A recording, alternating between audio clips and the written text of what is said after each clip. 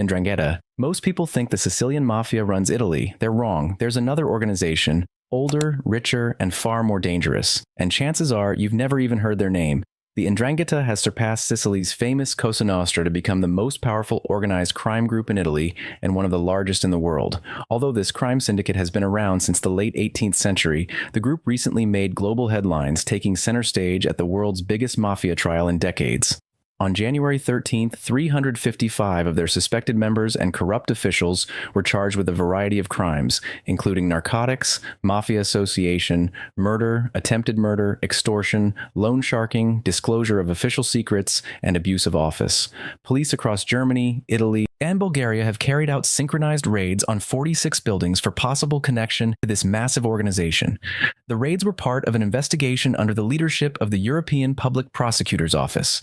But here's what makes them truly terrifying. Alongside narcotics, the crime network is known for several criminal schemes involving money laundering and tax evasion worth millions of dollars, fraud, extortion, high-level corruption, and trafficking in humans and weapons across the globe. That's the first gang. The second one is even more violent. The Camorra. The Camorra is a crime syndicate that originated in the Campania region of Italy in the 18th century. But unlike any mafia you've heard of, the Camorra doesn't have centralized leadership. The organization is said to have somewhere around 111 different clans, and each clan, like a gang, works independently of the other. Think about that for a second. 111 separate criminal organizations, all operating under one name, with no single boss to take down. According to investigative journalist Roberto Saviano, the Camorra is the most influential and violent faction of the Italian mafia.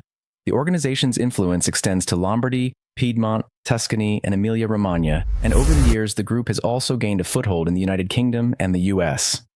This decentralized structure makes the Camorra incredibly difficult to dismantle, as taking down one clan barely affects the operations of the other 110. Their violence and willingness to kill has made them feared throughout Italy and beyond. But that's not even the most famous Italian mafia. Cosa Nostra, you know this one, or at least you think you do. Cosa Nostra, the Sicilian mafia, remains one of the most legendary criminal organizations in the world. While it has been somewhat eclipsed by the 'Ndrangheta in recent years, Cosa Nostra's historical influence and global recognition cannot be understated. The organization has been active for over a century and has been the subject of countless books, movies, and documentaries. Their traditional mafia structure, codes of silence, and brutal enforcement methods have become the template by which all other mafias are measured. Despite numerous law enforcement crackdowns and high-profile arrests over the decades, Cosa Nostra continues to operate in Sicily and maintains connections throughout Europe and the United States. Now let's move to Eastern Europe, where things get even darker. Solntseevskaya Bratva. There's one gang in Russia that even the government fears, and its founder didn't start as a criminal mastermind. He started as a waiter. Founded by Sergei Mikhailov, the Solntseevskaya Bratva began operating out of the Solntsevo district of Moscow in the 1980s. The Solntsevo district is located near the MCAT Highway, a major thoroughfare leading to both Ukraine and the Domodedovo International Airport. By controlling these two strategic transportation hubs, the gang established a name for itself in the car import business. Over the years, Solntseevskaya Bratva has been linked to criminal mastermind Semyon Mogilevich as well as esteemed thief Jamal Khashidze, which enhanced its reputation amongst established criminals throughout Europe. But here's where it gets interesting. Sergei Mikhailov, yet who fancied himself as more of a businessman than a Don Corleone mafioso, changed tactics in the 90s and moved the gang into the banking sector.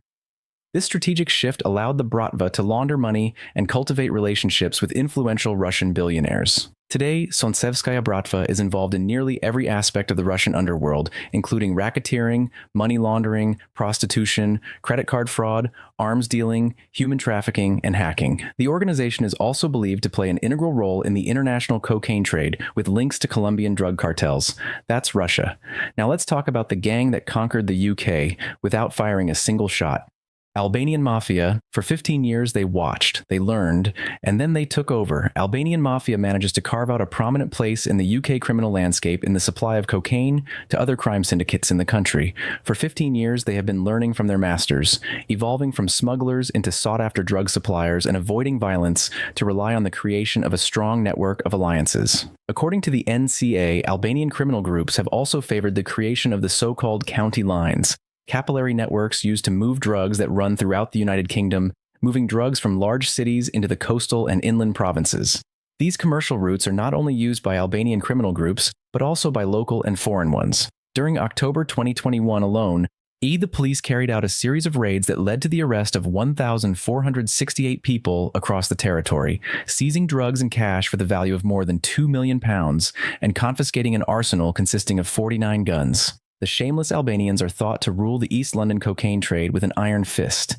They are behind increasing gang violence as they vie to leapfrog their rivals in a bloodthirsty turf war. But the next gang makes the Albanians look tame, because this one works directly with the government. Serbian Mafia. What happens when the mafia and the government become the same thing? You get Serbia. The Serbian Mafia in Scandinavia is an organized crime group in Sweden and Denmark. The foundations of the gang began during the mass immigration of Yugoslav guest workers to Sweden in the 1970s. Its power base is in the cities of Stockholm and Copenhagen, and its territory is in Malmö and Gothenburg, among other cities in western Sweden. As the saying goes, mess with the mafia, mess with the government. That is especially true in the case of the Serbian Mafia. In Serbia, the mafia and the government work together closely. The Yugoslav intelligence service hired Serbian mobsters to do hits for them and started this relationship in the 1960s. Yugoslavia hired the mafia to go after Croatian ultranationalist terrorists who were planning to attack Yugoslavia back in the days. Top mobsters and police generals would become godfathers because they thought they were basically doing the same job.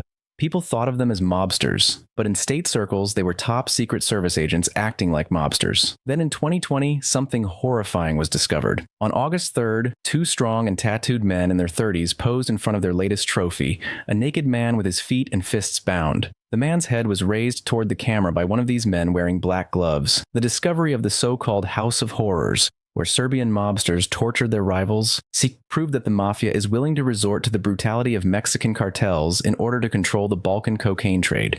They received significant media attention in Sweden, especially during the 1990s, thanks to flashy top-ranking members. In the late 1990s, disagreements over money, territory, and leadership caused a degree of infighting within the Serb mafia in Scandinavia. Soon after one boss's murder, the next boss was shot 30 times and killed in the center of Stockholm in 2003.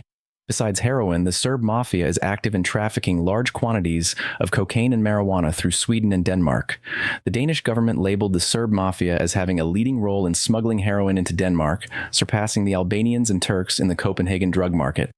Now let's talk about a family that controlled 80% of Europe's heroin. Kelmendi family, one man, one family, 80% of Western Europe's heroin supply. Thanks to Yugoslav tactics with the mafia, Albania received countless opportunities to follow along, sticking their toes in organized crime.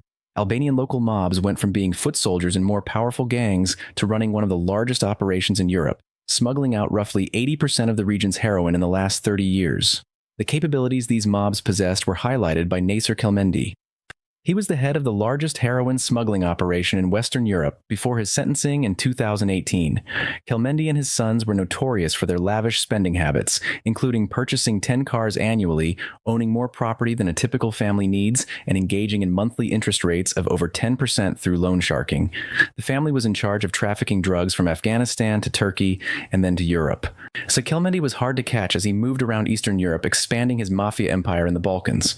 He invested a lot of his illegal money into many legal businesses, owning hotels and truck businesses, to name a few. As his fame grew, so did the value of his network. Kelmendi created close relations with some of Kosovo's top politicians and several powerful businessmen. At this point, the mob boss became something of a dangerous player, and the U.S. Treasury Department added Kelmendi to the Kingpin list in 2012. With him safely behind bars, we can confidently claim that the Kelmendi family is one of the most threatening criminal organizations in the world. But the next gang doesn't deal drugs. They pull off something far more spectacular. The Pink Panthers, $500 million, 370 heists, 35 countries, and nobody can stop them. The Pink Panthers are the largest, most successful gang of diamond thieves in the world, credited with 370 heists worth over $500 million. The gang is composed of networks of teams, many of whom are ex-Yugoslavs with military training who fought in the Bosnian Wars. The loose group of thieves is known to combine expert planning and military discipline. But it is their daring heists that set them apart from other thieves and which earned them the nickname the Pink Panthers. The Pink Panthers are responsible for heists in 35 countries, with specialists in everything from alarms to safecracking to stealing cars. Their operations are meticulously planned, often involving elaborate disguises, split-second timing, and audacious methods. Unlike traditional organized crime groups focused on drugs or extortion, the Pink Panthers have perfected the art of high-value theft, targeting luxury jewelry stores and diamond exchanges across Europe and beyond. Their military background gives them an edge in planning and executing operations with precision that would make any special forces team proud. The combination of Balkan ruthlessness and military expertise makes them nearly impossible to stop. That's impressive. But the next gang doesn't just control crime, they control an entire country. Bulgarian Mafia. Other countries have the Mafia. In Bulgaria, the Mafia has the country. The Bulgarian Mafia is the latest example of how criminal organizations seize control over a country. The Kapitan Andreevo border checkpoint between Bulgaria and Turkey has been well known for a long time as a place where drugs would enter the European Union. Bulgaria's notorious corruption at the border with the Mafia has been a reason why it hasn't been allowed to join the Schengen passport-free travel area for a long time. Many Bulgarians may not agree with the idea, but Vasil the Skull Bozhkov, who's said to be the head of the Bulgarian Mafia and the country's richest man, doesn't look like he does. Bozhkov is an entrepreneur with an estimated net worth of $1.5 billion. He is often shown smirking or sitting back with a cigar, which gives him an air of unstoppable power. The name's origin is unknown, but a leaked 2009 report on Bulgaria's most wanted criminals shows a colorful cast of Bulgarian mob bosses. Maybe Bozhkov is called the Skull because his facial bones are so prominent, or maybe it's because his eyes look like they're going to pop out of his face, or it could be something worse. Bozhkov, 61 years old, made a lot of money when Bulgaria switched from communism to capitalism in 1989 and currently owns a holding company with over 30 businesses and many subsidiaries, including the Euro football lottery. The depth of mafia control over Bulgaria's economy and politics makes it one of the most corrupted systems in Europe. That's 9 gangs. The last one is currently fighting the bloodiest gang war in modern European history. Skalyarshi and Kavach clans, 41 deaths, multiple countries, and a war so brutal, one gang leader was too scared to eat prison food. Jovan Vukotic was the leader of a criminal group that terrorized the Balkans for many years, but as he sat in a Serbian jail in late 2019, he was so afraid of being killed that he had his girlfriend bring him food from outside. His cautiousness may have saved his life. In December, 4 men were arrested and are now being investigated for allegedly pretending to be police officers in order to poison the food she was bringing him. Sources who know about the case say the men were hired by a rival gang called the Kavach. Vukotic is one of the 2 leaders of the Skalyarshi, who are fighting with the Kavach in a bloody war. Since 2015, at least 41 people have died because of the rivalry between these 2 Montenegrin clans. The second leader was Igor Dedovic, who was killed by gunmen as he ate dinner with his wife and children in an Athens restaurant at the age of 43. A secret Serbian intelligence report gave him an address in Kotor, Montenegro, but he had not lived there for years before he died. This conflict represents one of the bloodiest gang wars in modern European history, with assassinations taking place across multiple countries including Serbia, Montenegro, Greece, and Spain. The violence is so extreme that it has drawn comparisons to cartel wars in Latin America, showing that European organized crime can be just as brutal and unforgiving as any criminal organization in the world. Now you know the 10 most dangerous gangs operating in Europe today.